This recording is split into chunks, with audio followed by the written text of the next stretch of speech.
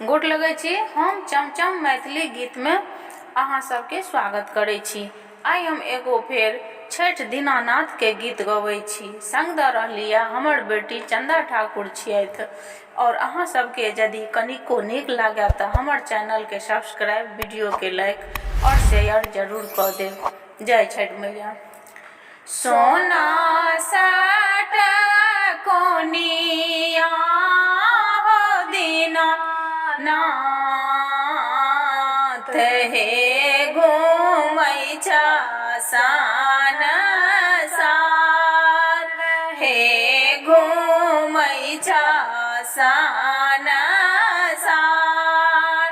सोना साट कोनिया हो दीनानाथ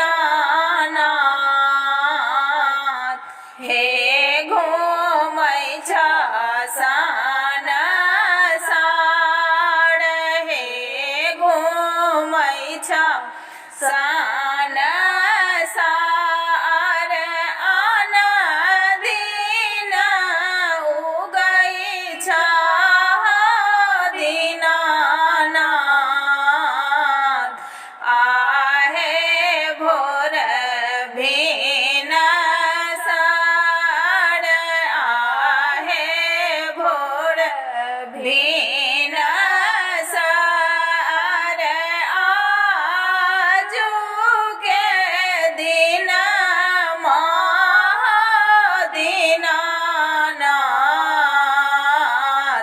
हे लागल एति बेर, हे लागल एति बेर।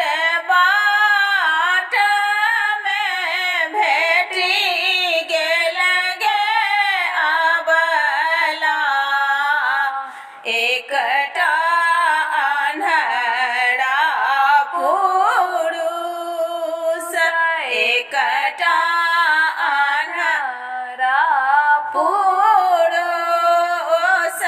आँखिया दिया बीते गे अबला, हे लागल एति बेर, हे लागल एति बेर। बाटहि में भेटि गेल गे अबला, एकटा बाझिनिया, एकटा बाझिनिया। बालक दिया बीते गे अबला, हे लागल एति बेर, हे लागल एति बेर। आन दिन उगै छ दीनानाथ, आहे भोर भिन सार, आहे भोर भिन सार। आजू के दिन दीनानाथ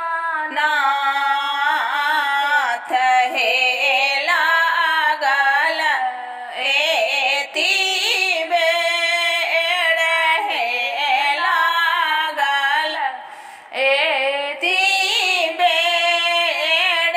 बाट में भेटि गेल गे अबला, एकटा कोढ़िया पुरुष, एकटा कोढ़िया पुरुष।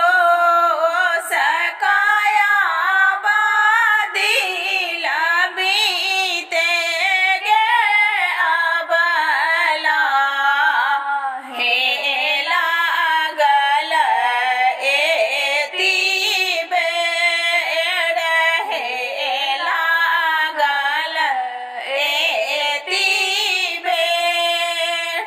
छठ मैया।